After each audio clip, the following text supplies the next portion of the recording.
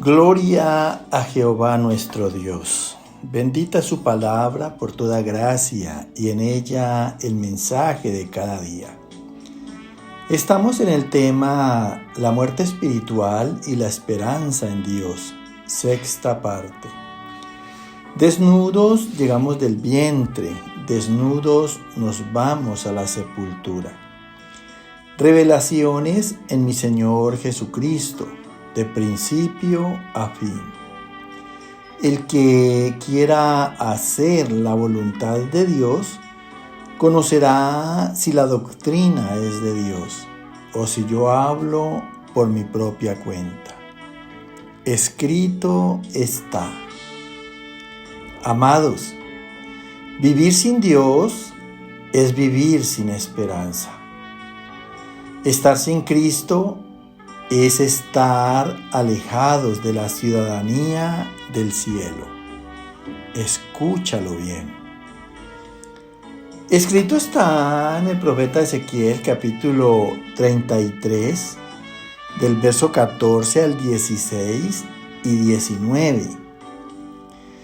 Cuando yo dijere al impío, de cierto morirás, si él se convirtiere de sus pecados e hiciere según el derecho y la justicia, si el impío restituyere la prenda, devolviere lo que hubiere robado y caminare en los estatutos de la vida, no haciendo iniquidad, vivirá ciertamente y no morirá.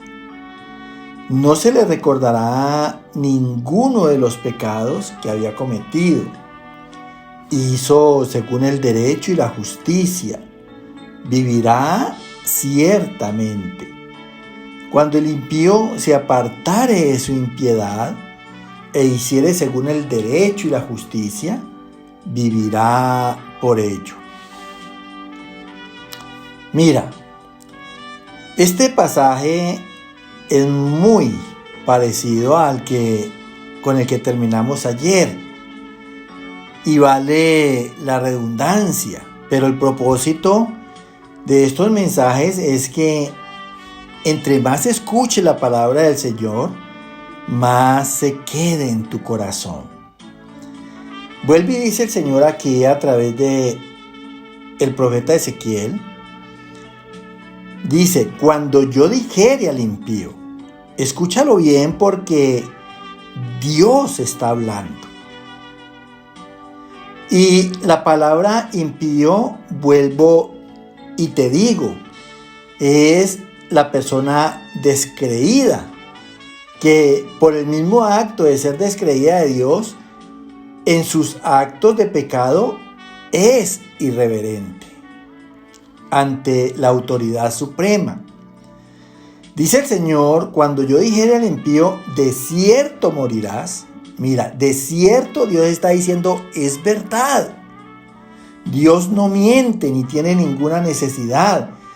Y ya sabes que la muerte primeramente es espiritual y finalmente si la persona no busca restaurarse de esa muerte en Dios, pues va a morir físicamente y va a quedar excluido de la presencia de Dios por toda una eternidad.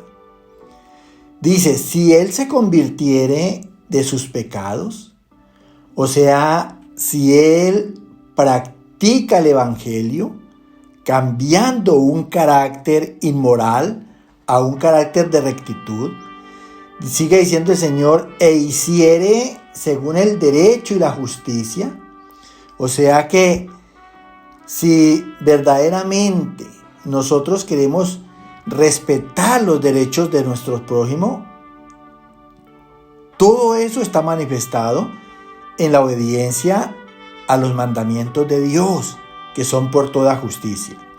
Cada vez que ores los mandamientos de Dios, estás respetando los derechos del prójimo.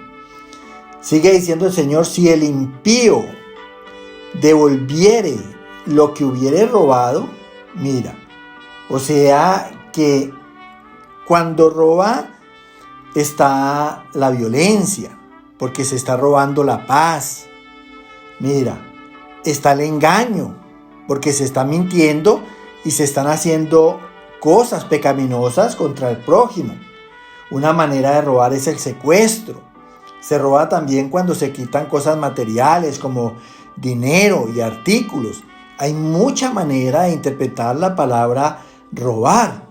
Y dice el Señor que cuando el impío devolviere lo robado y caminare en los estatutos de la vida, o sea, en las normas, en el conjunto de normas que están constituidas por Dios en el Evangelio, porque Él es la vida, dice, no haciendo iniquidad, o sea, no cometiendo actos injustos ni de maldad, vivirá ciertamente.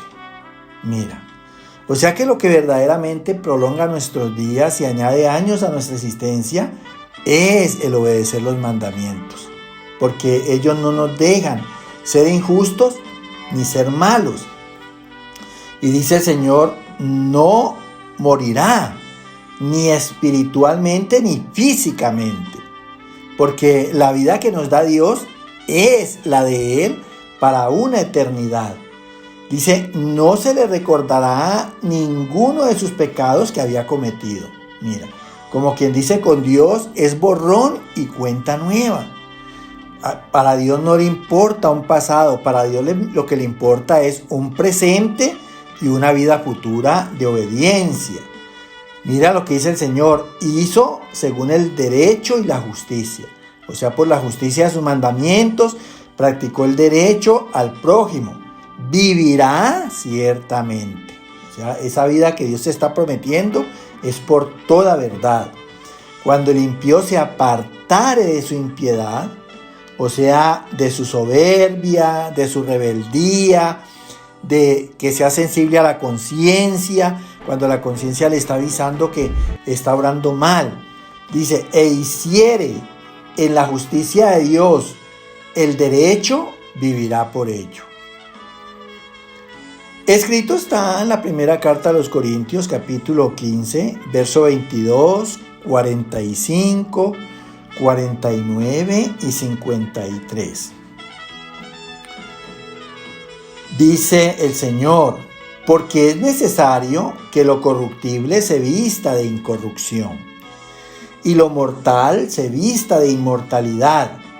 Y así como hemos traído la imagen del terrenal, traeremos también la imagen del celestial.